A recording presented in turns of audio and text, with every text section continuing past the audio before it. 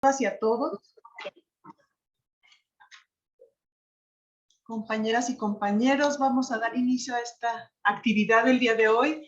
De verdad les agradezco que aún fuera de horario estén aquí presentes en un tema tan importante para la salud pública y de nosotros como institución también. También a las personas que nos acompañan fuera del tribunal lo quisimos hacer abierto para aprovechar la presencia del doctor Alejandro. Y me voy a permitir hacer una breve presentación del doctor. El doctor Alejandre, para quienes no lo conozcan, porque sé que muchos compañeros sí tienen el gusto de conocerlo, él tiene las especialidades de neumología y cirugía de tórax, obtenidas en el Instituto Nacional de Enfermedades Respiratorias, las cuales ejerce en Morelia, Michoacán.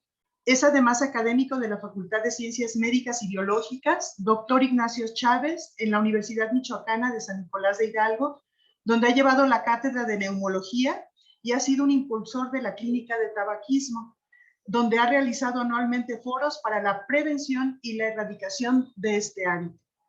Fue director del Hospital Regional de Alta Especialidad de Morelia del Instituto de Salubridad y Servicios Sociales de los Trabajadores del Estado, ISSSTE, donde impulsó con éxito el trasplante renal en nuestra entidad. Organizó por muchos años congresos extramuros del Instituto Nacional de Enfermedades Respiratorias con gran participación de médicos residentes, los cuales compartieron sus experiencias con los estudiantes de medicina en Michoacán. Durante los fines de semana se encargaba de hacer la visita médica académica, donde su experiencia y enseñanzas lograban hacer un ambiente agradable de la presentación de los casos clínicos ingresados en el turno asistencial. Su forma directa, amable y fraternal ocasionó que se ganara el respeto y cariño del personal médico, paramédico y de enfermería. Ha sido un impulsor incansable de la neumología en toda la extensión de la palabra en nuestro país. A pesar de tener su domicilio en Michoacán, mantiene su práctica médica en diversas ciudades, principalmente en la Ciudad de México. Ha consolidado un grupo de clínicos de fin de semana y días feriados que dan atención a los problemas médicos que surgen en los horarios más difíciles de la vida de las personas. Agradecemos pues al doctor Alejandre García que dentro de su apretada agenda haya hecho este espacio para compartirnos sus vastos conocimientos y contribuir con nuestra institución para la promoción de la salud, que es una de los enfoques que ha dado esta coordinación de género para mejorar el clima organizacional en la institución. También quiero resaltar de manera muy personal que quienes hemos sido pacientes del doctor Alejandre, me sumo a esta situación. Cuando yo tuve COVID, cuando mi hijo estuvo enfermo, cuando mi papá estuvo enfermo, también posee una calidad humana, una calidez impresionante, que eso, pues más allá de los conocimientos, es de destacarse. Al término de la exposición del doctor Alejandre, podremos abrir un espacio para preguntas y respuestas que él amablemente nos aclarará. Y también les reitero, como ya les puse en el chat, que nos pongan su nombre completo para poder hacer la expedición de las constancias de participación. Y pues sin más preámbulo, a nombre de las magistradas y el magistrado presidente del pleno de este Tribunal Electoral del Estado de Michoacán, le damos la bienvenida al doctor Alejandre García y le cedemos el uso de la voz. Adelante, doctor, sea usted muy bienvenido. Bien, licenciada, buenas tardes. Agradezco la invitación y vamos a sus órdenes. Espero que sea de agrado pues el tema que vamos a tocar el día de hoy.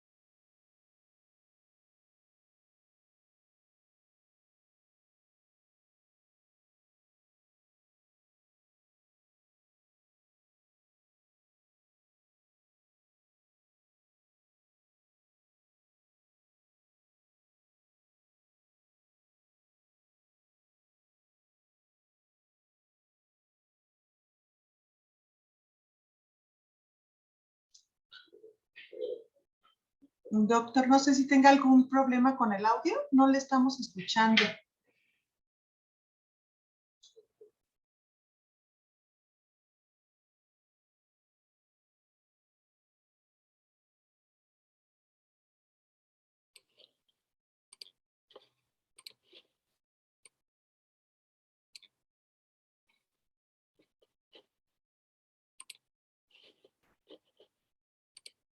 Bien, ¿sí me escuchan?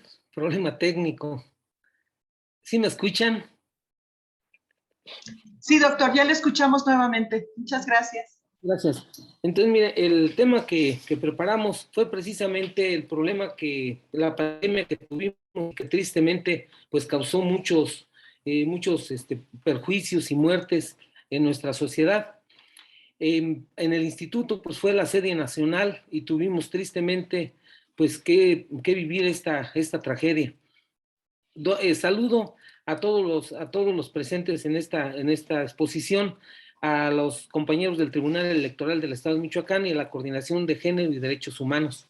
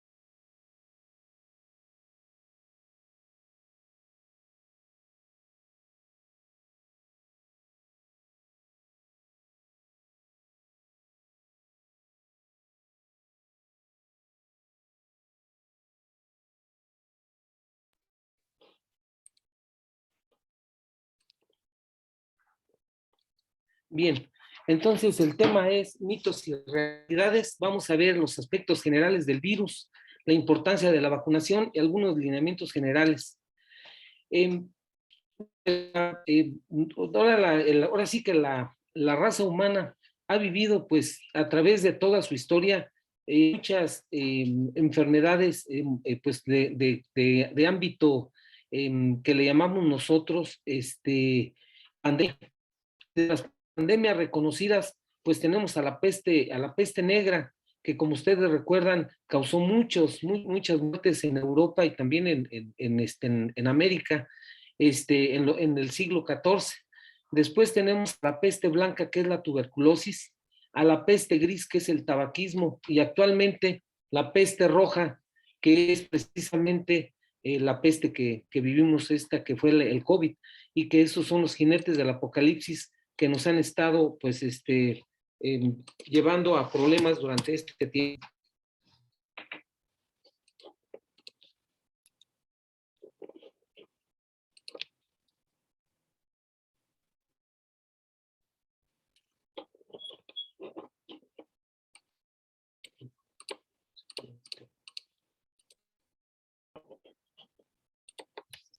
Bien, en resumen, la pandemia del coronavirus es una de las más devastadoras que ha habido en este siglo. Ajá. Fue originada, como ustedes saben, en China en diciembre del 2019 y causada por el virus SARS-CoV-2. En menos de un mes ya había sido catalogado como emergencia de salud pública de alcance internacional. A la fecha hay cerca de 484 millones de personas con infección confirmada y han provocado más de 6 millones de fallecimientos en el mundo. México, pues no es la excepción. Inicialmente afecta a las vías respiratorias con neumonías atípicas y en casos graves provoca inflamación sistémica con liberación de citocinas que puede provocar un rápido deterioro, insuficiencia circulatoria, respiratoria y alteraciones de la coagulación, causando tromboembolia pulmonar con una letalidad de cerca de 1.3%. En México, el primer caso se detectó en febrero del 2020 y a la fecha de esta publicación se cuenta con 5.6 millones de casos confirmados y más de 323,000 fallecimientos en toda la extensión del país, con una letalidad superior a la de otros países de 2.2. La baja tasa de muestreo diagnóstico en nuestro país claramente subestima la incidencia y prevalencia e impacto de esta enfermedad. Los grupos más afectados son aquellos con factores de riesgo como son edad mayor a 60 años, pacientes con hipertensión arterial, diabetes mellitus o historia de enfermedad cardiovascular. Otras enfermedades, SIDA, tabaquismo y todas las enfermedades que tienen inmunosupresión. De los casos confirmados, 15% son trabajadores de la salud, es decir, que pues se infectaron, murieron, pues ahora sí haciendo su labor de trabajo. No existe hasta ahora un tratamiento específico o vacuna, de tal manera que es importante contar con las medidas de higiene, aislamiento social y protección personal. Las consecuencias en salud, sociales y económicas podrían ser de gran impacto en los tiempos por venir. Es decir, que hasta el momento todavía no está controlado este problema. Eso es importante señalarlo. Entonces, pues michoacanos, mexicanos, el mundo está en nuestras manos, nos falta mucha educación y más educación en salud. Hay que reflexionar en qué estamos fallando. Me atrevo a decir que esta enfermedad nos vino a hacer reflexionar que pues a pesar de todos los avances científicos, de todos los avances tecnológicos, de la tecnología, seguimos todavía pues muchos faltas en educación en salud. Aquí también es meramente un pensamiento que la educación empieza en casa y precisamente por la globalización, el tipo de actividades que tenemos, nos hemos olvidado de nuestra familia y de nuestros hijos. Entonces, ¿quién se hace cargo de nuestros hijos, sobre todo cuando son infantes? Sí, en edad preescolar, en edad de primaria, escolar. Los dejamos en las manos de los profesores, en las manos de la persona que nos ayuda en casa y estarán capacitados para verlos. Entonces yo creo que falta mucha educación en casa y precisamente nos ha hecho reflexionar o nos vino a jalar las orejas este virus de que pues no estamos haciendo bien las cosas como humanidad. En los últimos 30 años hemos observado cómo la dinámica del mundo globalizado ha propiciado la adaptación y cambio de los microorganismos y de todo nuestro medio ambiente, originando en el mundo la emergencia o reemergencia de muchos eventos epidemiológicos, como cuáles el SIDA, el ébola, la fiebre amarilla, la misma tuberculosis. ¿Qué va a pasar con las enfermedades que actualmente hemos dejado a un lado sin resolver, como es el cáncer, como es la diabetes, como son otras enfermedades, porque no hay consultas en el seguro, en el ISSSTE o en otros medios de salud? De los casos registrados en el mundo, pues fue una enfermedad cosmopolita que empezó en Wuhan, China, y de ahí se fue por todo el mundo. Yo estuve trabajando cuando comenzó la pandemia, precisamente con López-Gatell, allí en Lieja, en México, y precisamente no estuvimos muy de acuerdo en la logística que íbamos a tener para el país de cómo atacar la enfermedad, y la verdad que por eso también me hice mejor a un lado, porque las cosas no iban bien planeadas. Fue una enfermedad cosmopolita. Aquí están los países que más afectó: la India, Rusia, Turquía, Alemania, Inglaterra, no siendo la excepción México, Estados Unidos, Brasil, España, Francia, Italia. Lo que quiero llamar la atención es que aquí este virus no fue nada más en los países tercermundistas o pobres o con baja higiene, bajos niveles de salud. Solo fue una enfermedad que, como lo comenté hace un momento, nos vino a jalar las orejas a todos. ¿Qué estamos haciendo mal? Nos estamos confiando mucho en nuestros de comunicación, en nuestros avances científicos, y sucede que pues todavía estamos muy bajos en conocer nuestras enfermedades.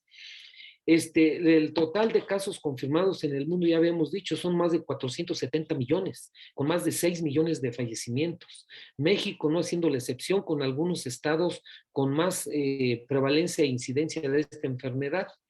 Los datos oficiales al 30 de marzo son que en el mundo son más de 484 millones de casos, más de 6 millones de fallecimientos y una letalidad de 1.3. En México, los casos confirmados, 5.6 millones de casos, fallecidos 323,000 casos y una letalidad de 2.2. En nuestro Michoacán, los casos confirmados 172,234, defunciones 8,510 y casos recuperados 163,478. Desgraciadamente, como ya lo comentaba la OMS, México tiene algunas cifras que no están bien constantes, entonces no tenemos bien claro el panorama, cómo está nuestra situación como tal. Pero miren, aquí es donde les señalaba. Aquí tenemos a la peste blanca, que es la tuberculosis. En 2019 causó 1.5 de millones de fallecidos en el mundo. Y el tabaquismo, el año pasado causó 5.3 millones de muertes en el mundo. Entonces, si lo cotejamos con lo que estamos diciendo de los casos ¿cómo se llama? En México, prácticamente son los mismos. Claro que no se comparan con los fallecimientos o sea, a nivel mundial, pero casi le llega. 6 millones del COVID y el tabaquismo 5.3 millones. Entonces, no va mucho por eso le llamamos la peste gris, porque es una peste también, es una enfermedad, es un problema de salud pública mundial, y el cual precisamente tenemos que tener tanto las autoridades como el equipo de salud, pues muy consciente de estos problemas que estamos viviendo y que están constantes. Esta es la última estadística que tenemos, que mencioné. Aquí es para señalar que no nada más hay que estar pensando en COVID, solo las otras bacterias, las otras enfermedades, los otros virus que ahorita están, como es la influenza, como es el COVID, no precisamente el que causa el COVID, SARS-CoV-19, solo los que causan rinitis alérgica, los que causan gripa. Estos son los que ahorita están vigentes, estas enfermedades en este momento. El SIDA se volvió a disparar porque los tristes pacientes con SIDA se descuidaron por estar cuidando el COVID. La influenza, ya tenemos en el instituto casos de influenza AH1N1. El SARS, que es el primo hermano del COVID-19, hay unos casos también ya por allí en algunos lugares de Europa. El tabaquismo con sus complicaciones, cáncer pulmonar, infarto del miocardio, enfermedad vascular cerebral, están a la orden del día. Y la tuberculosis, estos 3 meses hemos visto más casos de tuberculosis que los que vimos en todo el año pasado. Ese es el problema que estamos viviendo.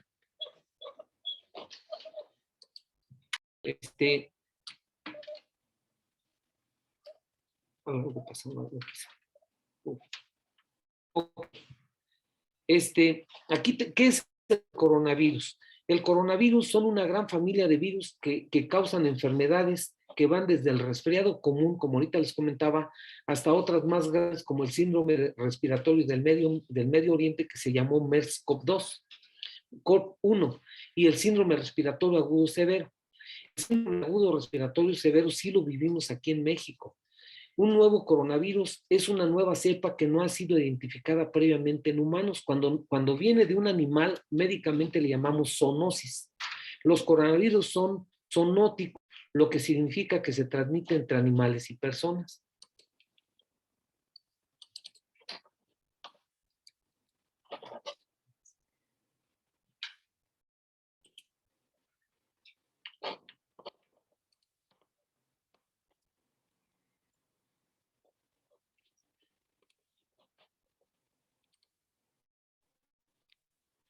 Algunas generalidades de los coronavirus. El virus se llama SARS-CoV-2 y la enfermedad se llama COVID-19, enfermedad COVID-19. Es un virus RNA que se encuentra en humanos y otros como los gatos y pollos, causa enfermedades gastrointestinales, neurológicas y respiratorias. Los coronavirus más comunes son los que están aquí. El SARS-CoV-2, que es el COVID-19, es el tercero en las últimas 2 décadas. El primero, que se llamó SARS, en China en el 2002, 2003, que fue precisamente el síndrome respiratorio agudo severo, y que en México, ahí en el instituto, tuvimos como 7 casos, y el segundo en la península arábica, que se llamó MERS, en el 2012. Recordemos que en el 2009 nos visitó la influenza humana AH1N1, que también no es para dejarla por un lado. Los diámetros del virus es de 60 a 140 nanómetros, por eso llega hasta lo más profundo del alveolo. El alveolo mide 1 micra. Contiene espigas de 9 nanómetros que dan la apariencia de corona solar, así como eclipse, así como está aquí la foto. Mediante la recombinación y variación genética pueden adaptarse a infectar nuevos huéspedes como murciélagos o como reservorios naturales. Aquí tienen las características del virus, que es lo que lo hace virulento. O sea, cada virus, cada bacteria, cada ser vivo tiene ahora sí, pues mecanismos de defensa y mecanismos de invasión. El que más tenemos, o sea, recordamos tristemente de este virus, es la proteína Spike, que es la que se pega precisamente a la vía respiratoria. ¿Cómo es su fisiopatología? El virus entra por la nariz o por la boca, ya que el santuario, le llamamos santuario el lugar donde vive el virus, es atrás de la garganta, se llama orofaringe e hipofaringe. De ahí se va por la vía respiratoria hasta llegar al alveolo, por el tamaño que ya dijimos nanométrico. Al llegar al alveolo, en el alveolo tenemos unas defensas que parecen como si fueran pulpos, que se llaman macrófagos. Los macrófagos lo fagocitan, ¿sí? O el virus se le pega a los neumocitos tipo 2, que son las células del alveolo donde se lleva a cabo el intercambio gaseoso. Se pega al neumocito por medio de esa espícula, ese spike, a un receptor que se llama AC1, AC2. El AC2 es precisamente el receptor en el humano. Y ahí empieza su fisiopatología. Por cuestiones de tiempo y que el motivo de la plática no es meramente este tipo de objetivos, nada más voy a señalar que ahí sigue la historia natural de la enfermedad. Es decir, allí en el alveolo el virus es captado por esos receptores AC2. De aquí precisamente ocurre la endocitosis, en donde precisamente ahora sí que entra a las células, ¿sí? Y ahí el virus, en el interior de la célula, libera su ácido nucleico, el RNA, y este es transferido a un aparato que se llama aparato de Golgi. En el aparato de Golgi introduce poliproteínas estructurales y formación de complejos de réplica. Estos complejos de réplica precisamente perpetúan la vida del virus o su multiplicación. Estas son ensambladas así como si ahora sí se pusieran en cajas para poderse transportar, y son transportadas al exterior de la célula. Es decir, llegan a la membrana celular, los nuevos vibrones son liberados a la luz alveolar y pueden infectar a otras nuevas células del alveolo, o son transportadas hasta el exterior y poderse ser expulsados del paciente e ir a infectar a otro ser vivo. Así es el proceso. Cuando una persona tiene contacto con el virus, que nadie lo puede evitar, ese es bien importante, más que las medidas de higiene, empieza la infección. Nosotros le llamamos infección cuando una persona tiene contacto con el agente, en este caso con el virus, pero no tiene síntomas ni signos, ni le causa ninguna alteración en su organismo, ni muerte. Cuando la infección, pues en este caso por COVID, ocasiona problemas, síntomas, signos y hace alteraciones o muerte de la persona, le llamamos enfermedad. La enfermedad de COVID, según la OMS, llamó a esta enfermedad COVID-19, y ya dijimos que es ocasionado por coronavirus, enfermedad 2019, el 11 de febrero de 2020 por el tipo de virus y al año de aparición. Esta infección es principalmente transmitida de humano a humano por contacto directo por gotitas de Flügger. Cabe mencionar que un acceso de tos equivale a más de 300 kilómetros por hora. Es decir, que una persona que tose a libre albedrío, es decir, que no trae cubrebocas, sus secreciones o estas gotitas de Flügger alcanzan a llegar hasta 6 metros de distancia. Y un estornudo tiene una velocidad de 150 a 200 kilómetros por hora, es decir, alcanzan 3 metros. Esto quiere decir que pues por medio de las gotitas de Fluyer, ¿sí? Y en ocasiones por otros aerosoles, esto pues puede llegar a las vías respiratorias de otras personas. A pesar de ser un virus envuelto, lo que lo hace relativamente inestable, puede permanecer en superficies de plástico o metal hasta por 72 horas. Es decir, que su índice de contagio es alto, lo que hace que una persona infectada pueda contagiar a 2 a 3, es decir, es exponencial. Una persona que trae los virus en su vía respiratoria, al toser o estornudar, salen de su cuerpo e infectan a la media son 3 personas. Estas 3 personas, 3 van a volver a infectar y así exponencialmente. Quiere decir que con un caso positivo estamos hablando de más de 10,000 personas en menos de 24 horas. Esto es lo grave del asunto. Y es lo que nos llevó al borde que por poquito nos descuidamos un poco más y había acabado con media humanidad. El periodo de incubación es de 1 a 14 días. ¿Qué es el periodo de incubación? En cuanto ya tiene contacto con el virus la persona y no tiene síntomas y signos. O sea, es preclínica. Y aquí, 3 días antes de que empiecen los síntomas, ya puede empezar a contagiar. La información sobre características clínicas generales reportadas varían de acuerdo con las series y se basa fundamentalmente en los casos de pacientes hospitalizados. En la serie de China, la edad promedio fue de 47 años, en comparación con los datos de España, fue a los 58 años de edad, o en Italia 64.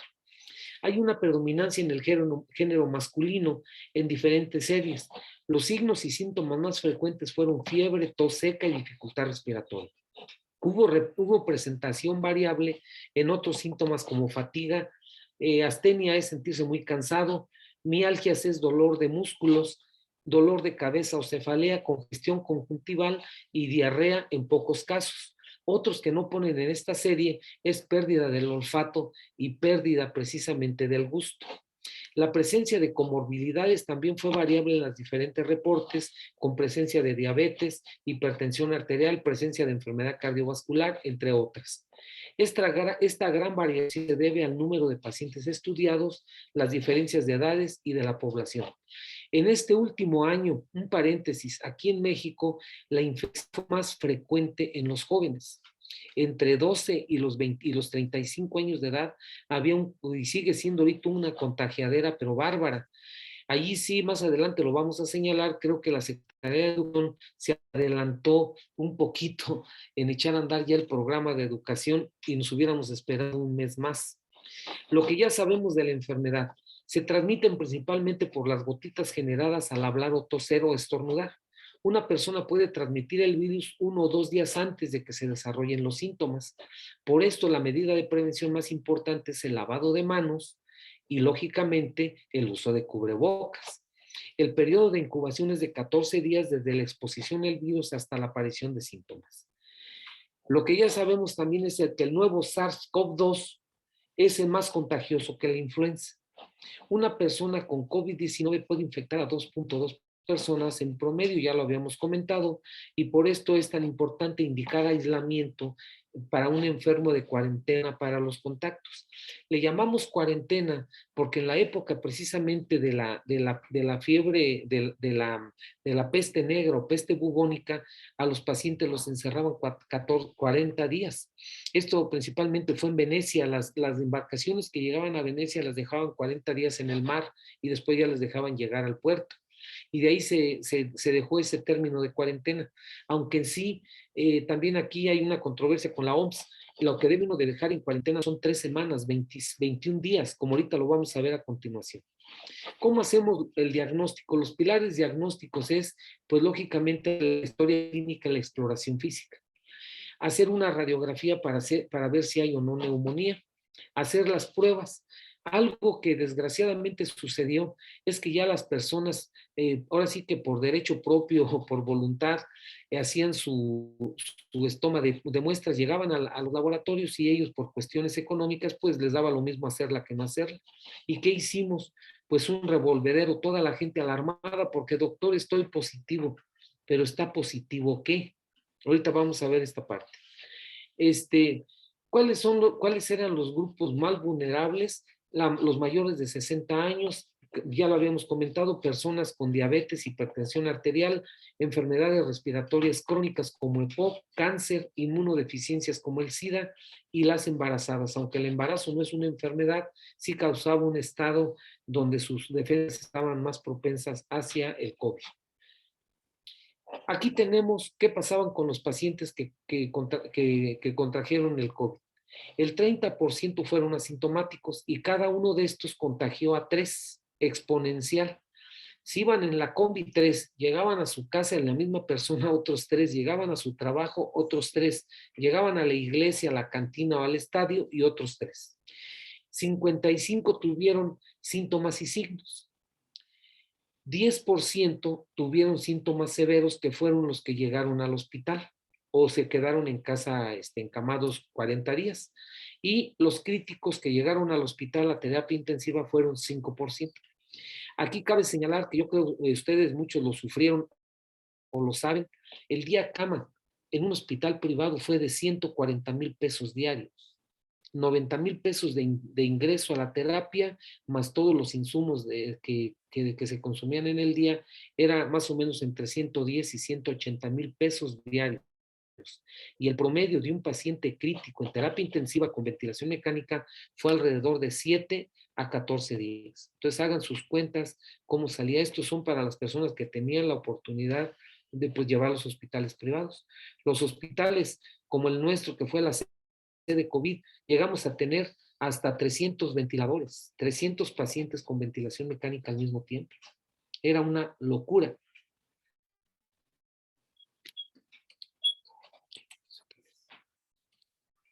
Ya. Radiológicamente, perdón, aquí faltan unas cosas, es que se saltó mucho esto, no sé qué le pasa. Bien, los síntomas que más se presentaron, ya lo habíamos comentado: tos, expectoración blanquecina, dolor de garganta o odinofagia. Aquí en el dolor de garganta también se debe de apreciar la pérdida del olfato y pérdida del gusto. Mialgias, cefalea, dificultad respiratoria, dolor abdominal, en ocasiones diarrea, pérdida del olfato y gusto y lesiones cutáneas. Fueron los que más presentaron. Aquí en Michoacán se hizo esta estadística de cuáles fueron las enfermedades que más estuvieron relacionadas con el COVID y los síntomas y signos. Y aquí se presentaron en muchos pacientes lo que es precisamente la anosmia, que es la pérdida del olfato, y la disgeusia, que es la pérdida del gusto. Muchos presentaban diarrea, mucha irritabilidad, conjuntivitis y sobre todo mucha tos, fiebre y malestar general. ¿Cuáles fueron las pruebas que se tenían que realizar? Como les comentaba, hubo abuso del consumo de pruebas y entonces caímos en pánico. Ese fue el principal problema. Y entonces los laboratorios pues aprovecharon a todo el que llegaba. ¿Cuál quiere que le haga? Hacían el PCR, deben de hacérsela, y el PCR costaba casi 4,000 pesos. Luego vinieron los test rápidos, que muchos no tenían buena sensibilidad, especificidad, como es la búsqueda de antígenos, y la búsqueda de antígenos, pues muchos resultaban negativos, y ahorita van a ver por qué. Si hacías la prueba de IgG, IgM, que casi la mayoría se le hicieron, y no se la hacían en estos tiempos, pues salían negativas. La prueba de antígenos tendría que haberse hecho entre un día antes de que empezaran los síntomas hasta 7 días. Después de 5 a 7 días, los antígenos ya van a estar negativos. Aquí empiezan los anticuerpos, como ustedes lo ven. El IgM hasta los primeros 21 días y después de 21 días el IgG. Aquí lo tienen. El estándar de oro diagnóstico se llama reacción de cadena corta de polimerasa de tiempo real. Esa PCR salía negativa, esa sí era estándar de oro. Si salía positiva es como la prueba de embarazo. Estaba positiva, pues es positiva. ¿Sí? Y esto, en todas, como ustedes ven, era el estándar de oro, pero era carísimo. Entonces empezaron a hacer el IgG, pero lo hacían a destiempo. Entonces nos empezaron a dar unos datos falsos de falsos positivos o falsos negativos, y ya vimos en unos cuantos casos hubo en México o en otras partes del mundo. Radiológicamente, estas manchas blancas como si fueran alas de mariposa, esa es la neumonía que se llama neumonía típica. Estas alas de mariposa, lo normal en el pulmón es que se vea negro como aquí, y ven cómo tiene estas opacidades o manchas blancas. Tomográficamente, estos aumentos de densidad, que es como se llaman, estas imágenes que vemos aquí como nebulosas blancas, igual que esa como si fuera vidrio de lustrado, o estos que se llaman líneas Fleischner, ese es precisamente la neumonía típica. Aquí tienen cómo se veían las neumonías en estos pacientes. Estas manchas blancas, aumentos de densidad blancas, esto que ven aquí, esta era la neumonía. Lo normal es que se viera negro completamente en los campos pulmonares. Vean en casos más avanzados cómo se ve blanco y esas rayas que se llaman líneas Fleischner. Aquí tenemos las fases de la enfermedad, la fase de infección, la fase pulmonar y la fase de hiperinsuflación. ¿Eso a qué se refiere? Que desde un día antes de que empiecen los síntomas, sí empieza la infección y puede haber síntomas o signos. Y en tiempo van pasando 5 días, la primera semana, la segunda semana y después de 25 días.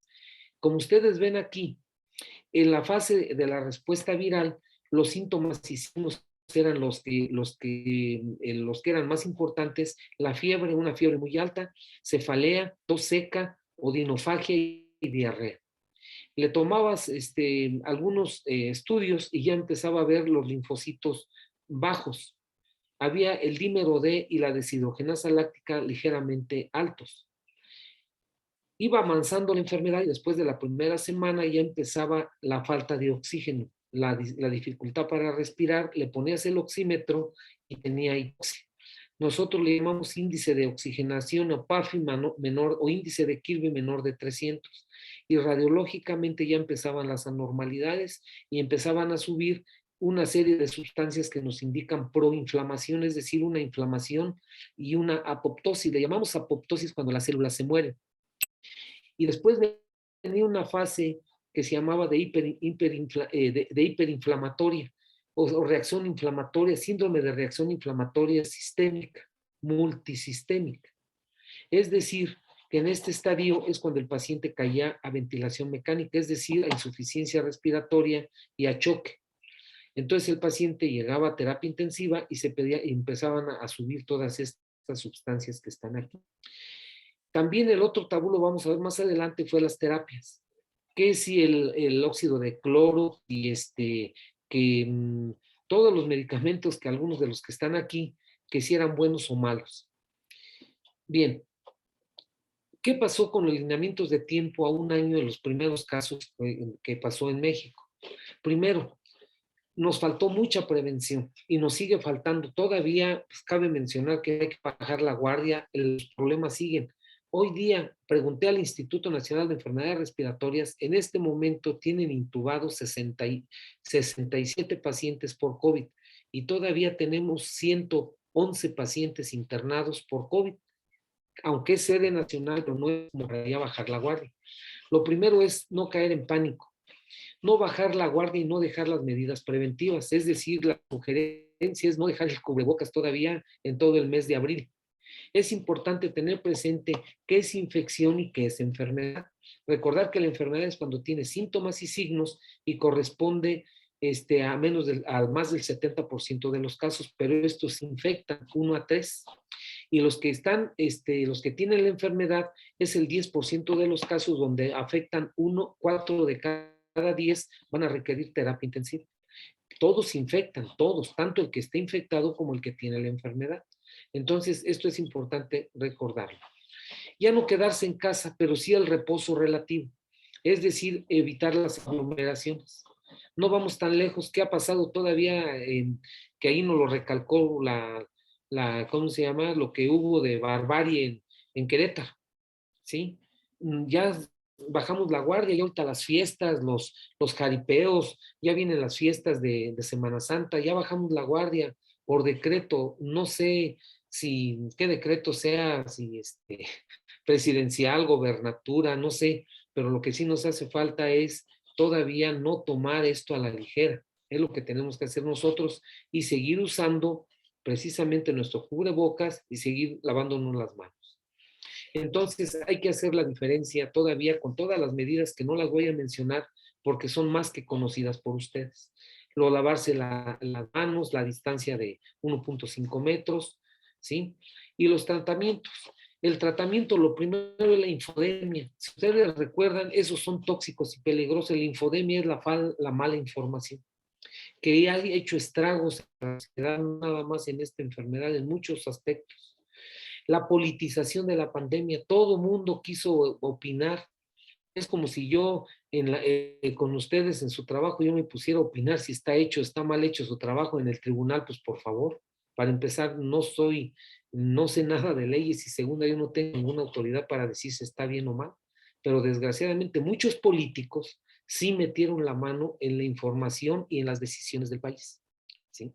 Les digo que fue tanto esto que yo me vine de México, de Lieja, porque yo estaba trabajando al lado, prácticamente tenemos el mismo puesto que López Gatell, y yo me vine porque no estuve de acuerdo con las estrategias nacionales que iban a poner en práctica. Tratamiento de las comorbilidades, hemos olvidado ahorita de los diabéticos, de los hipertensos y qué va a pasar con ellos. Una nutrición adecuada, eso es bien importante. Aquí también entra el tomar agua, hay que tomar mínimo 6 vasos de agua al día. Aquí también en esto, de una vez lo voy a comentar, es las medidas de higiene bronquial. No consumir alimentos ni muy calientes ni muy fríos. Y la otra es realizar gargarismos de agua bicarbonatada o de cualquier antiséptico bucal. Lo más barato es medio vaso de agua, una cucharada de bicarbonato de sodio y después de cada comida hacer buches o gárgaras. Algo que es bien importante, no automedicarse, es que mi vecino me dijo que me tomara esto, es que mi tío tomó esto, es que tú no eres igual al ritmo de tu tío, a lo mejor tú no tienes ese problema. Eso fue una situación gravísima. El tratamiento de las enfermedades concomitantes, la vacunación que afortunadamente va en creciendo y la fase de mitigación hay que ser cautelosos, no catastróficos, con responsabilidad y ética. Y hemos hecho mal uso de ello. En las fases ya señaladas, vean cómo las terapias potenciales con remdesivir, cloroquina, hidroxicloroquina, transfusiones de plasma covalentes, utilizábamos esteroides, que si utilizábamos otros inmunosupresores, inhibidores de interleucina 6, inhibidores de interleucina 2, otros medicamentos que no es el motivo de la plática, pero aquí caímos los mismos médicos en errores de apreciación. Cada médico hizo ahora sí su terapia y así la daba. Y eso pues entonces hizo de que no sabíamos a quién hacerle caso y tristemente no se cumplieron los objetivos. ¿Qué pasa? Que tristemente muchos pacientes cayeron a terapia intensiva y abusamos de estos estudios que están aquí. El paciente tenía tos y a todos le hacían ferritina, interleucina C, PCR, etcétera, troponina, a todo el mundo le ponían anticoagulantes y una serie de barbaridades de tratamientos que pues solamente ellos entendían. Las vacunas. ¿Qué tipos de vacunas existen y para qué sirven? Existen diferentes tipos de vacunas. Ahorita más adelante los vamos a ver. Las que hay en México y en otras partes del mundo, muchos países pues lo hicieron por comerciales, ¿verdad? O sea, hicieron su propia vacuna y la exportaron. Ahí pues los países que más se dedican a la realización de vacunas, como son los alemanes, como es Estados Unidos, como es la misma Rusia, como es Inglaterra, otros países, y entonces nos mandaron la Pfizer, Biotech, el CanSino, el COVAX, el AstraZeneca, el Sputnik V, el Sinovac y otras, conocidas por todos ustedes. Lo que sí les puedo adelantar es que ninguna es una vacuna eficaz, o sea, ninguna es una vacuna per se, solo son avances en vacuna. Ahorita más adelante lo vamos a contar. Aquí tienen los tipos de vacunas que se hicieron a partir de ácidos nucleicos, virus inactivos, virus vivos atenuados, vectores virales, proteínas recombinantes y partículas del virus. ¿Por qué hay que vacunarnos, aunque sea con estas vacunas que no nos brindan una protección total? Porque sí nos dan una protección, aunque sea a meses, a 2 o 3 meses. Por eso se está revacunando y viene la tercera revacunación y vendrá la cuarta, mientras que no tengamos una vacuna eficaz. Mundial no la hay todavía. Entonces nos protege contra aunque no sea de una manera total, pero sobre todo nos previene a que a que no nos dé una enfermedad letal, solo que nada más nos dé una infección o con una enfermedad, pero no grave. ¿Sí? Vacunar no provoca enfermedad. Hay mínimos riesgos de la vacuna, 90% de los efectos adversos ocurren antes de los 42 días. Todas las vacunas se evalúan más de 60 días y no hay efectos adversos. No ha habido una muerte, aunque por ahí señalan algunas series, hasta donde yo tengo entendido y lo que he revisado, no ha habido muertes por la vacuna. Lo que pasa es como todo, si yo soy alérgico a la penicilina y me aplican penicilina, pues voy a tener una reacción de anafilaxia. Entonces quiere decir que la penicilina mata. No, la penicilina me hizo daño a mí porque soy alérgico, hice un choque anafiláctico. Y lo mismo puede existir personas que sean alérgicas, sobre todo al huevo, que algunas vacunas sí vienen todavía, ahí es donde en la clara de huevo, otras no, otras ya son más avanzadas y estas ya son en laboratorio. ¿Existe riesgo asociado al rechazo de la vacunación?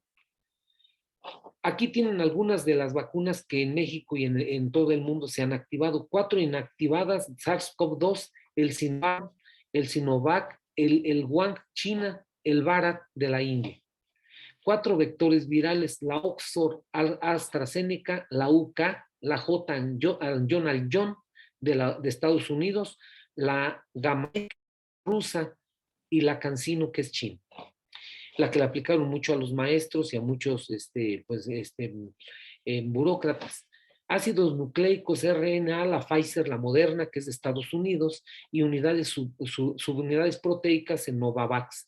Lo que quiero explicarles es que todas, si ustedes ven, son derivadas de los virus. Algunos son virus atenuados, otros son vectores, otros son RNA, pero todas tienen su eficacia a medias, pero cualquiera de ellas es buena, o sea, no es mejor una que otra. Aquí también de una vez hago la aclaración. Es bueno aplicarse una vacuna de un tipo y luego aplicarse otra vacuna de otro tipo a la siguiente dosis y a la tercera o cuarta dosis aplicarnos otra diferente. Como ustedes ya lo saben, algunas son dosis única como la CanSino y otras como la Pfizer. Hay otras como la AstraZeneca que se deben de revacunar, o sea, otra vez. Yo les sugiero, o médicamente lo que estamos sugiriendo con la especialidad es que se apliquen de diferentes, de esos tipos 4, de esos 4 tipos de vacunas, una de cada una, para que precisamente se potencialice su acción. El esquema de vacunación, pues sinceramente no estamos de acuerdo con esto que está haciendo aquí. Las personas deben de vacunar, todas, de 5 años en adelante. Claro que hay prioridades si estamos chiquiteándonos la vacuna porque no hay mucha, pero ya cuando el objetivo de la vacunación es que se aplique a todos. Ahorita, como ustedes ya lo saben, hay un plan, por ejemplo, ahorita en abril, mayo del 2021 eran personas de 50 a 59 años, de mayo a junio 40 a 49 y el resto de la población de junio 21 a marzo 22, que es donde estamos ahorita. Ya viene la vacunación de año, ¿sí? Y ya se están aplicando en diferentes lugares. Otra vez, ¿qué tipo de vacuna? Insisto, cualquiera de estas es efectiva. Esto fue el problema, que lo hemos politizado. Decidir a quién sí, a quién no, por qué sí, por qué no, etcétera, y todo el mundo opina. A veces sin tener, pues ahora sí, el conocimiento necesario. Aquí también algunas ciudades con mayor número de dosis de vacunas. ¿Cuál fue el motivo? Porque tenían más casos. Algunos estados, como mismo Michoacán, tenían más casos en comparación a otros estados. Entonces hicieron prioridad a estos estados, pues para evitar más contagios. ¿Cuántas vacunas se han aplicado en el mundo? En el mundo se han aplicado 11.6 mil millones de vacunas. En México, 190 millones 441 mil millones de vacunas. Oye, espérate, pero ¿cuántos mexicanos somos? Pero acuérdate que ha habido segunda y tercera de vacuna, más las vacunas que pues en un momento dado pues se inactivan, etcétera, por mal manejo de las mismas. Entonces, esto es lo que hay en vacunación en el mundo. ¿Cuáles han sido los efectos secundarios más importantes en las vacunas a nivel mundial?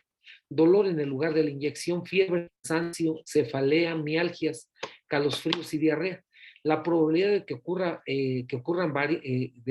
varía con cada vacuna, o sea, qué tipo de vacuna le afectaron, pero no ha habido reportado una muerte que haya sido por vacuna. ¿Qué tenemos que hacer antes y después de la vacunación? Pues no bajar la guardia, mantener el lavado de manos, el uso de la mascarilla, mantener distanciamiento físico, respetar aforos, evitar aglomeraciones, evitar desplazamientos innecesarios. De la guía operativa para clases, como yo les comento, pienso que de los 9 lineamientos que la SEP propone o propuso para el regreso, que todos están correctos, pero creo que deberían de haberse aplicado un poquito más de tiempo.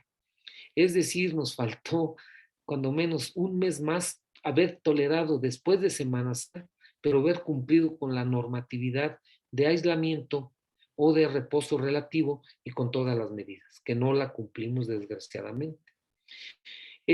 Aquí está, que ya lo saben ustedes, la escala de riesgo de contraer COVID. No lo voy a mencionar porque ustedes lo saben más que yo, en dónde es donde más me puedo contagiar, en dónde menos, etcétera. México pues sigue en semáforo de alerta, aunque dicen que ya estamos en semáforo verde. Todavía mi punto de vista es que tanto en lo particular como en los hospitales sigue habiendo muchos casos en los cuales los que son la fuente de infección son los jóvenes y los niños, y infectan a los mayores, a los que tienen diabetes, etcétera.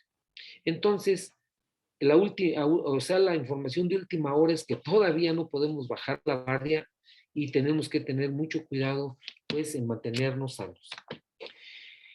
Los mitos, los más importantes, que si enjuagarse la nariz con solución salina, eso evita el contagio. El contagio no se puede evitar, acuérdense, solo las medidas. Las gárgaras son importantes, pero eso no quiere decir que previene el virus, es para evitar el contagio.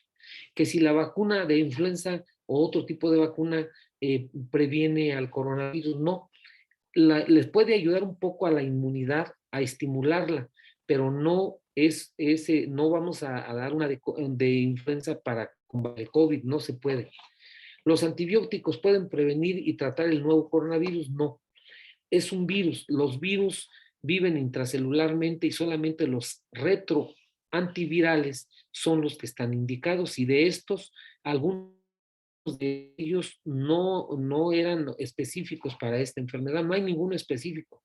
Son los que utilizamos para la influenza, como el Samivir, otro tipo de antivirales retrovirales para otros tipos de virus. Que si la vacuna no es segura cualquiera de ellas, como ya lo habíamos comentado. Que no causará efectos secundarios graves. ¿Nos causará efectos secundarios graves? No. Son efectos secundarios que sí deben, aquí también un tabú, que si no tomo nada, que si me tomo un paracetamol, que si tomo un antiinflamatorio. Las medidas son igual que cualquier vacuna. ¿Sí? Cualquier vacuna fue exactamente lo mismo. No se han hecho las suficientes pruebas, no. Las pruebas que se han hecho en estas vacunas son bien claras, no es una vacuna, es un vector de vacuna que lo que hace es no mitiga completamente la enfermedad, pero sí evita las formas graves. Los mitos que más encontramos en muchas series son estas que están aquí y se las voy a señalar en 9. El primer mito, y aquí vamos a terminar. La vacuna cambiará permanentemente tu DNA. Las vacunas Pfizer y Moderna usan material genético, pero no cambian el DNA. Usan RNA mensajero que no se queda en el cuerpo. El RNA nunca ingresa al núcleo celular del humano, lo que es donde está nuestro DNA o nuestro nuestro material genético. La célula se descompone y se desarrolla al poco tiempo de haber terminado de usar las instrucciones. Se genera respuesta inmunitaria que produce anticuerpos, es lo que nos protege de la infección si el virus realmente ingrese a nuestro cuerpo. El mito 2. ¿La vacuna es más peligrosa que el COVID? No.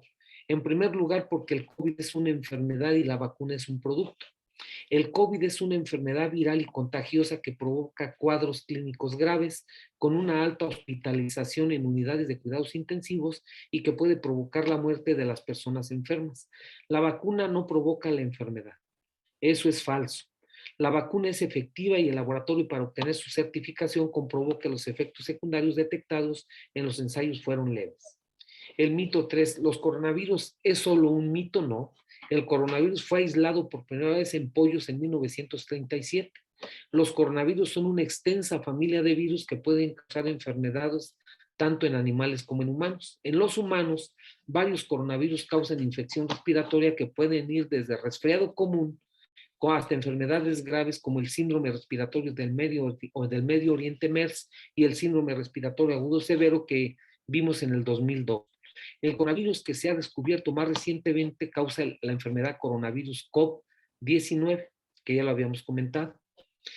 El mito 4, las vacunas terminan con la pandemia, no, pero junto con las medidas de autocuidado, uso de mascarillas y lavado de manos con agua y jabón, el distanciamiento y la movilización, lo estrictamente necesario, hacen que la enfermedad sea menos mortal. Es lo único que hace. Con una vacuna ya soy inmune, las vacunas estimulan que las personas, recuerden que les dije que no es una vacuna, es un vector de vacuna. Las vacunas estimulan que la persona genere defensas que las protejan de la enfermedad. En el caso Pfizer, no va a ser necesaria la aplicación de 2 dosis, en este caso ya de la tercera dosis.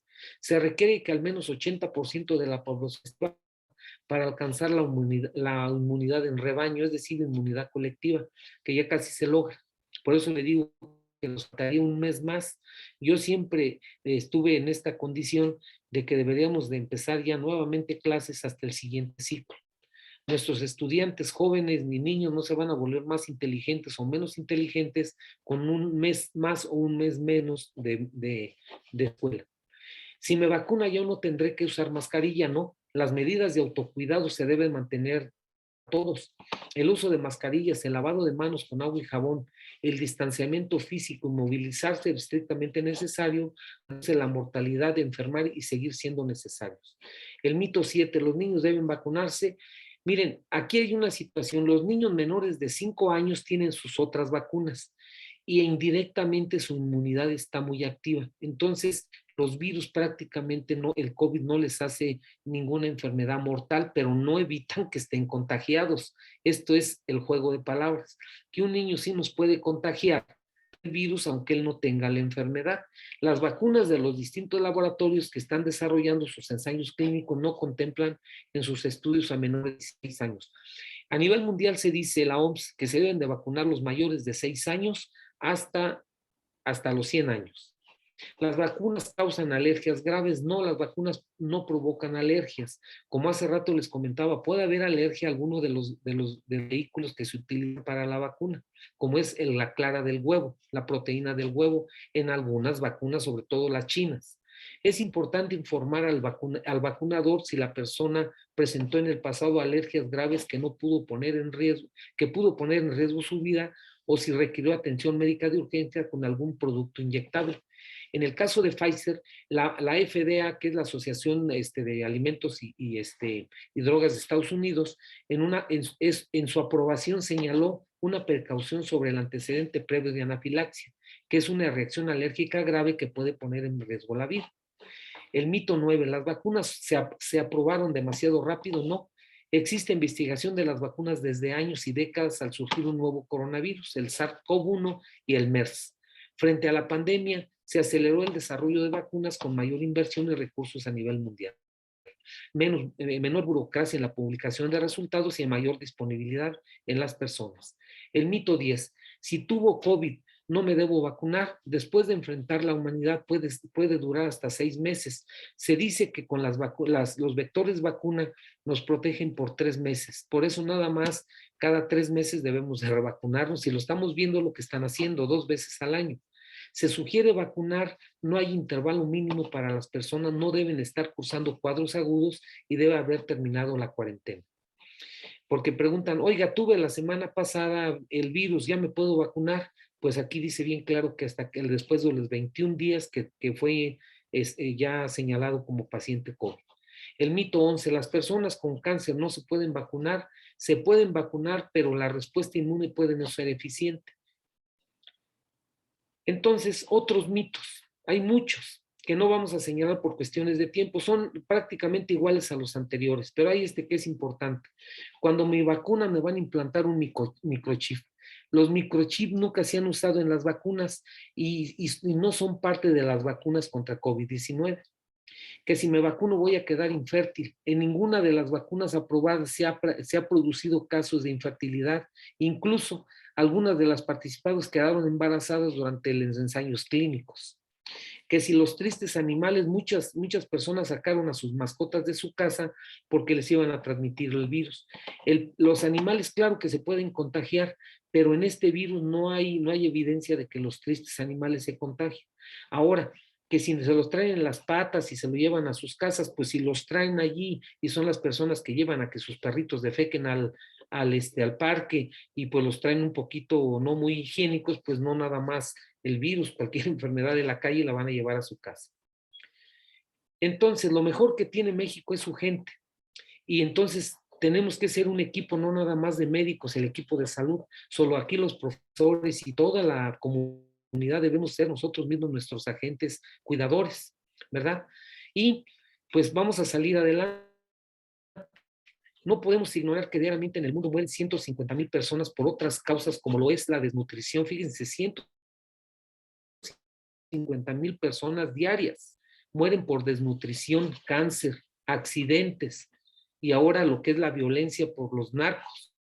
Tomar en cuenta que nuestro equipo de salud tiene la experiencia de la tristemente célebre pandemia de influenza y de otras pandemias que ya les señalé, que contamos con un equipo de salud comprometido, que lo mejor que tiene nuestro México es su gente. Considerar que el SIDA, el COVID-19, sí da, pero hay que sabernos cuidar, porque nos falta mucha educación en salud. La sindemia, este es el otro problema. Por último, considerar que cada 10 años existe una zoonosis viral y que para 2030 se espera una pandemia por influenza que puede poner en peligro a la raza humana. 2030. Y esto no es Nostradamus, cada 10 años los virus tienen un disparo y tienen una serie de implicaciones a la humanidad. Aquí tienen el fresco de Siciliano de 1445, cuando la peste negra, ¿sí?, afectó al mundo. Y ahorita tenemos la peste gris, que se repite la historia, fíjense, después de cuántos siglos, ¿sí? ¿Dónde está la nueva medicina? ¿Dónde están todos los descubrimientos científicos? ¿Dónde está la tecnología moderna? Exactamente se repitió, fíjense bien, lo mismo que el fresco siciliano, ¿sí? Lo manifiesta en esta época. Sucedió exactamente lo mismo. ¿Cuántos millones de muertos gracias a nuestra idiosincrasia de sentirnos ya casi dioses? Es importante recordar que la suprema facultad del ser humano no es la razón, es la imaginación.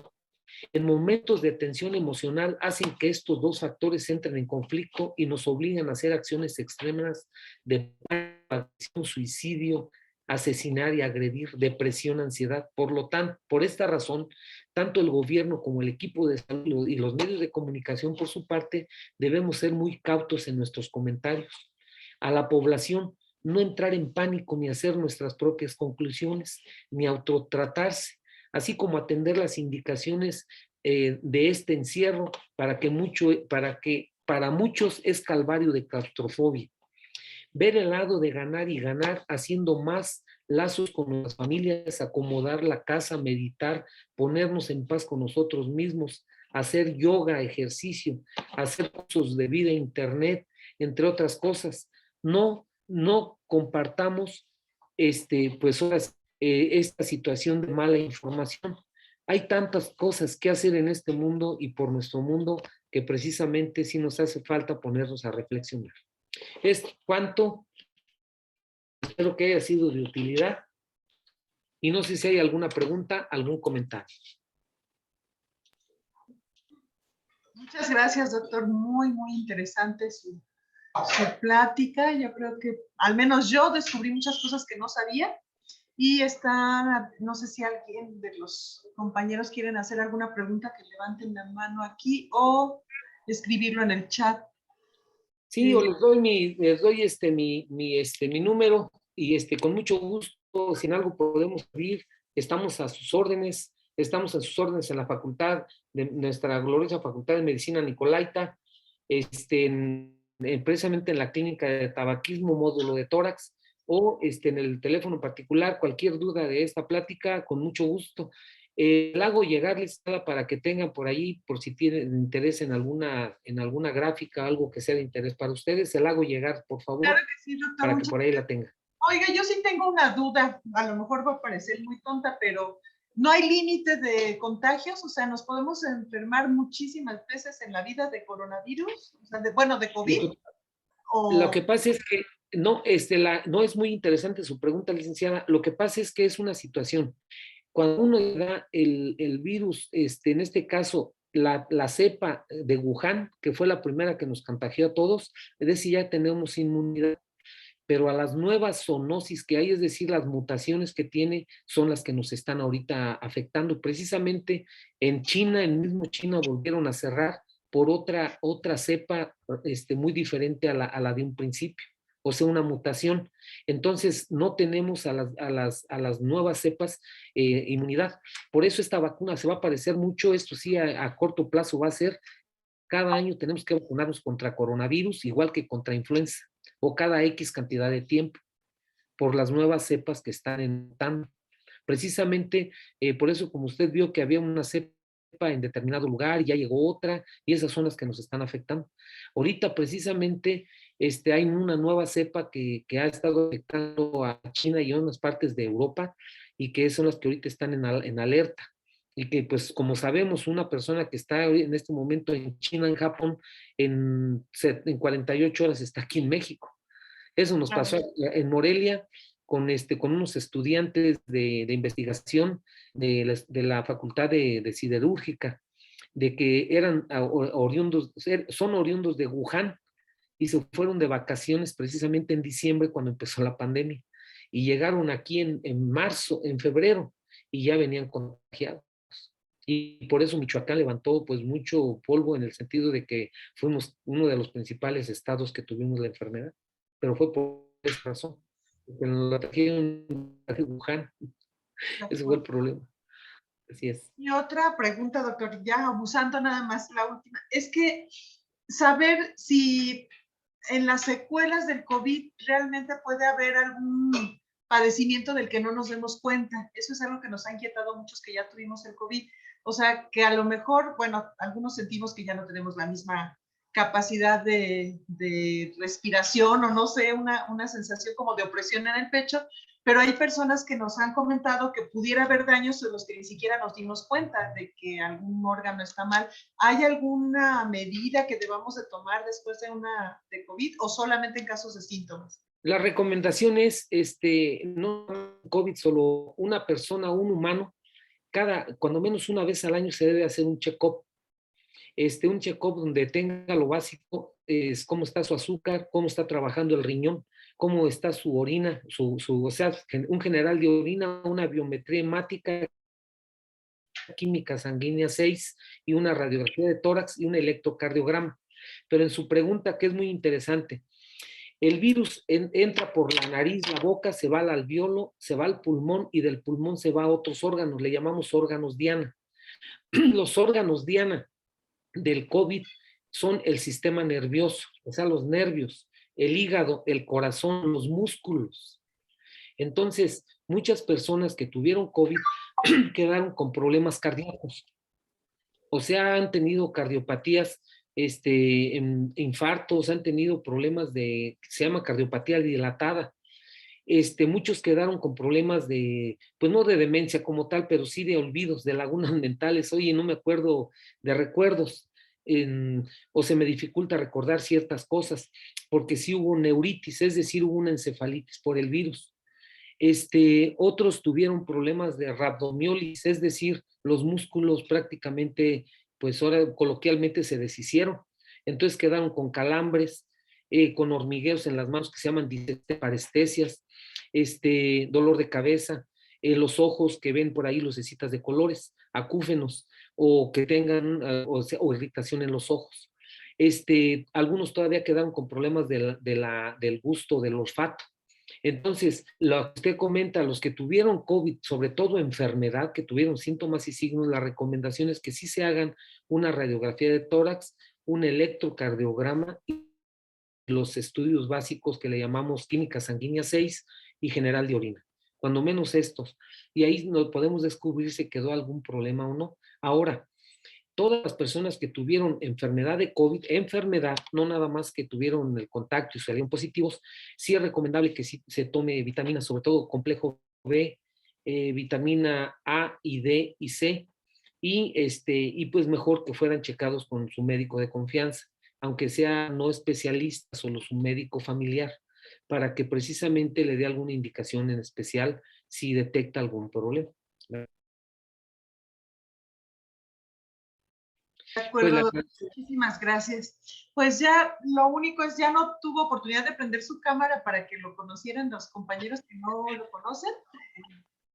Nos encantaría darle un aplauso. Ay, bueno, eso digo yo porque la verdad es muy interesante esta conferencia. Nadie más ha hecho preguntas. Bueno, aquí nos ponen una que si llegará otra variante, pero creo que ya nos lo respondió que sí. No, esperemos que no, espero que no haya otra variable. Pues le agradecemos, licenciada, y estamos. Ay, gracias, doctor. Qué gusto hablar. A la orden, buenas tardes, mucho gusto. Le agradezco mucho. Buenas tardes. Muy amable. Gracias, doctor. Esta es su casa. Pues con lo anterior damos por terminada esta actividad. El doctor, como saben, tiene mucha muy apretada su agenda. Participación a todas y a todos los que nos acompañaron. Y pues, gracias por el favor de su atención. Con esto cerramos a nombre de la Coordinación de Género y Derechos Humanos. Muchas gracias.